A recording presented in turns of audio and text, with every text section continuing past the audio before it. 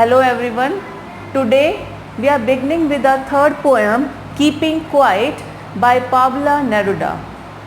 As far as our poet concerned, he was born in 1904 in Chile. Although Pablo Neruda was his pen name, this poem was originally written in Spanish, and after that it was translated into English. And in his poems he uses very easily understandable images. Although after all that his poems appears very beautiful. He won Nobel Prize in 1971. So अगर हम इस poem की theme देखें, जो आपकी poem है keeping quiet, इसकी आपकी जो इसमें अबाउट द पोइट में गिवन है, in this poem Neruda talks about the necessity of quite introspection and creating a feeling of mutual understanding among human beings. तो इसमें जो की वर्ड है वो क्या है? Quite introspection. क्वाइट इंट्रोस्पेक्शन का मीनिंग क्या है? ईजीली सेल्फ एनालिसिस, राइट, कि हम अपने एक्शंस का, अपने थॉट्स का क्या करें? सेल्फ एनालाइज करें, और after that we will be able to recognise our follies, our wrong deeds, and after that it will be used to promote harmony with fellow beings and nature. So अगर हम poem का stanza wise explanation देखें तो देखिए, जो first stanza है उसमें आप देखोगे the poet is beginning with Now we will count up to 12 and we will all keep still. For once on the face of earth, let's not speak in any language. Let's stop for 1 second and not move our arms so much. Right? तो ये आपका first stanza है.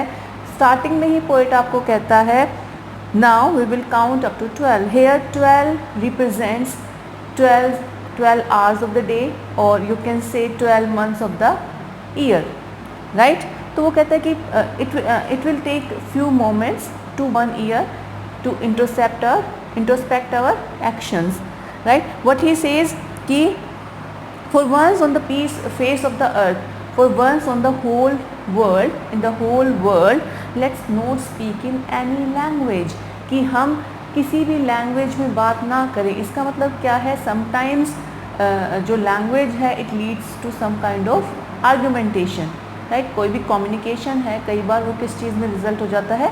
Argumentation में. तो वही poet कहना चाहता है कि let's not argue with each other, let's not verbally hurt each other, right. And then what he says, let's stop for 1 second and not move our arms so much, right? What he want to say is, यहाँ पर जो arms word है, here it lies pun, here lies pun. पन कैसे है? Arms तो एक तो हमारी जो फिजिकल अपीयरेंस, फिजिकल बॉडी है उसका ये आर्म हो गया, और दूसरा आर्म क्या होता है? वेपन. तो वो कहता है कि हम एक दूसरे को के साथ फाइट भी ना करें और एक दूसरे के अगेंस्ट हम वेपन्स भी ना उठाएं, right. Let's prevail peace everywhere, right. और इस फर्स्ट स्टैंजा में आप देखोगे दो पोएटिक डिवाइसेस इसमें पोएट ने यूज़ किए हैं. एक तो क्या है? We will. तो यहाँ पर डब्ल्यू का रिपीटिशन है, इसीलिए यहाँ पर क्या है? एलिट्रेशन है. और आर्म्स जो है यहाँ पर पन है. सेकेंड स्टैंजा आप देखिए, it would be an exotic moment without rush, without engines, we would all be together in sudden strangeness. And now he is talking about that exotic moment. Exotic moment कौन सा है? Of self analysis, of quiet introspection. तो उस moment में क्या होगा? सभी क्या होंगे? ये जो मोमेंट होगा वो कैसा होगा? एक्सोटिक होगा, एक out of this world which one can not express in words. वो बहुत ही एक्सोटिक मोमेंट होगा, रिमार्केबल मोमेंट होगा, राइट. उसमें ना किसी को रश होगा, ना किसी को हरी होगा, और ना ही कोई इंडस्ट्रियल एक्टिविटी होगी. मतलब पोल्यूशन भी नहीं होगा, इंडस्ट्रियल एक्टिविटीज़ भी नहीं होगी. एंड इस तरीके से जो पूरा वर्ल्ड है it will be united together. Right. तो सेकेंड स्टेंजा में जो पोएटिक डिवाइसेस हैं उनको हम देख लेते हैं। वी वुड में जो है, वी वुड और सडन स्ट्रेंजनेस में यहाँ पर क्या है, एलिट्रेशन है, right. Coming to the third stanza, fisherman in cold sea would not harm whales, and the man gathering salt would look at his hurt hands. Very important.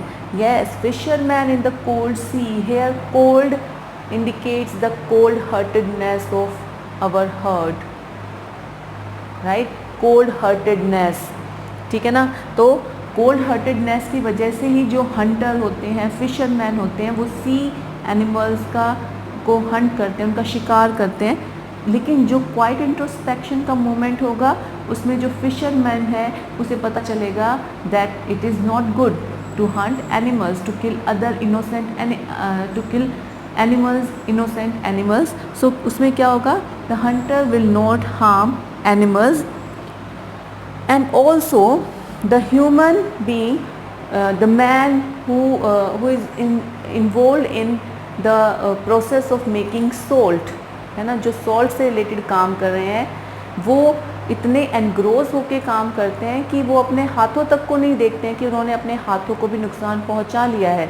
अगर इसको हम समझना चाहें तो हम ऐसे समझ सकते हैं कि हम जो ह्यूमन बीइंग्स हैं वो अपने मटेरियलिस्टिक थिंग्स में इतने ज़्यादा बिजी हो जाते हैं उनको इकट्ठा करने में कि हम अपने हमें ये भी नहीं पता चलता है कि हम दूसरों को तो नुकसान पहुंचा ही रहे हैं, अपने आसपास के लोगों को, और साथ में हम खुद को भी नुकसान पहुंचा रहे हैं। लेकिन जो क्वाइट इंट्रोस्पेक्शन का मोमेंट होगा वो हमें ये चांस देगा कि we would look at our hurt hands, we would recognise our follies, कि हम कितना खुद को नुकसान पहुंचा रहे हैं। जो हमारे एक्शंस हैं, जो हमारा यू कैन से जो हमारी जॉब है या हमारा वर्क है, उससे हम कितना नुकसान खुद को पहुंचा रहे हैं। तो it would lead to recognise our follies, right.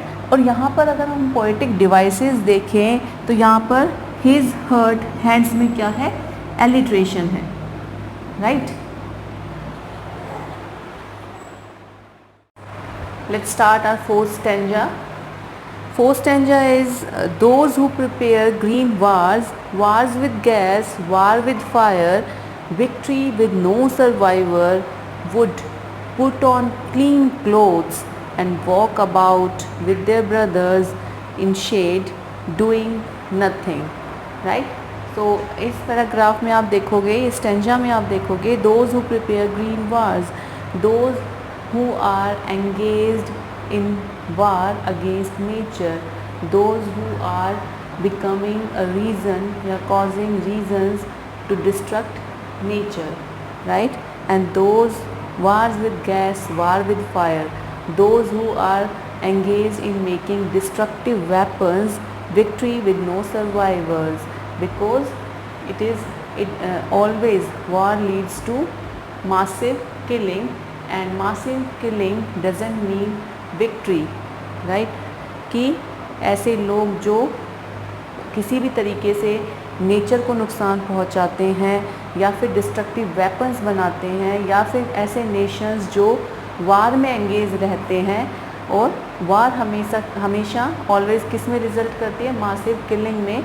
और मासिव किलिंग कभी भी विक्ट्री का रिज़ल्ट, विक्ट्री में कन्वर्ट नहीं हो सकती, राइट। और ऐसे जो नेशंस हैं, ऐसे जो लोग हैं, और उस एग्जॉटिक मोमेंट की वजह से, उस एग्जॉटिक यू कैन से उन एग्जॉटिक क्वाइट इंट्रोस्पेक्शन की वजह से, they would recognise their fault, and क्या होगा उसका result, they would clarify their souls, they would remove hatred against each other, and with live with each other like brothers in a peaceful environment, right. और इस paragraph में, इस stanza में हम देखें तो विक्ट्री विद नो सर्वाइवर में यहाँ पर क्या है, पैराडॉक्स है, और क्लीन क्लोथ जो है वहाँ पर क्या है, एलिट्रेशन है, रिपीटिशन ऑफ क sound, right. Coming to the fifth stanza. Fifth stanza is what I want should not be confused with total inactivity. Life is what it is about. I want no truck with death. If we were not so single-minded about keeping our lives moving, perhaps a huge silence might interrupt this sadness of never understanding ourselves and of threatening ourselves with death.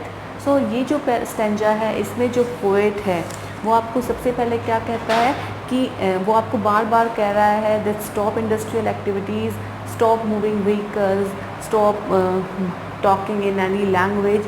तो इसका मतलब ये नहीं है कि वो आपको चाहता है कि आप इनएक्टिव हो जाएं, क्योंकि इनएक्टिविटी का मीनिंग क्या होता है, डेथ होता है, स्लगिशनेस होता है, और ऐसा वो कभी भी नहीं चाहता, राइट। और वो क्या चाहता है, क्योंकि लाइफ का मीनिंग ही क्या है, एक्टिविटी है। और वो बस आपको, क्योंकि पोइट ये कहना चाहता है, ही क्लैरिफाइज दैट कि उसका कहीं भी एसोसिएशन डेथ के साथ नहीं है, राइट। और वो आपको क्या कहता है कि वो सिर्फ आप ह्यूमन बीइंग को ये समझाना चाहता है कि हमें सिंगल माइंडेड नहीं होना चाहिए, हमें सेल्फिश नहीं होना चाहिए। हमें जो हमने अपना एक मिसअंडरस्टूड एम बना लिया है ऑफ बीइंग ह्यूमन, हमने सिर्फ क्या सोचा है, सेल्फ डेवलपमेंट के बारे में हम सोचते हैं, लेकिन एज अ ह्यूमन बीइंग हमारा एम क्या होना चाहिए, development of whole human race, right. तो वो जो एग्जॉटिक मोमेंट होगा, क्वाइट इंट्रोस्पेक्शन होगा, उसकी वजह से हम अपने जो हमारा रियल एम है ह्यूमन बीइंग होने का, वो हमें पता चलेगा और हम सभी का डेवलपमेंट करेंगे, राइट। और इस पैराग्राफ में, इस स्टेंजा में आप देखेंगे वह वर्क की साउंड और सो सिंगल माइंडेड में क्या है, एलिट्रेशन है। And now we were on the last stanza of the poem, that is perhaps the earth can teach us as when everything seems dead and later proves to be alive. Now I will count up to 12 and you keep quiet and I will go, right। तो ये last stanza जो है, इसमें poet एक image का use करता है, अर्थ का यूज़ करता है, आपको ह्यूमन बीइंग को समझाने के लिए, अपने रीडर्स को समझाने के लिए। वो पोएट का वो अर्थ का यूज़ कर रहा है कि जिस तरीके से जो अर्थ जो है वो विंटर सीज़न में आप जहाँ पे स्नोफॉल होता है वहाँ पर अर्थ जो है वो बिल्कुल फ्रीज़ हो जाती है, वो एकदम स्नो से कवर हो जाती है। और जब आप देखोगे तो आपको ऐसा फील होगा कि कहीं पर भी कोई भी जो है, आप कहोगे कि आपको लगेगा कि अर्थ जो है वो पूरी डेड हो गई है, उसके ऊपर कोई वेजिटेशन नहीं है, कोई लाइफ नहीं है, लेकिन ऐसा बिल्कुल भी नहीं है, right. When winter comes spring lies no far behind. जब सर्दियाँ आती हैं तो स्प्रिंग जो है वो ज़्यादा दूर नहीं होता है, राइट। और जब स्प्रिंग सीज़न आता है विंटर के बाद, तो फिर क्या होता है, life starts blooming on earth start beaming with life. आप छोटे छोटे क्रिएचर्स को देखोगे, छोटे छोटे वेजिटेशन को देखोगे।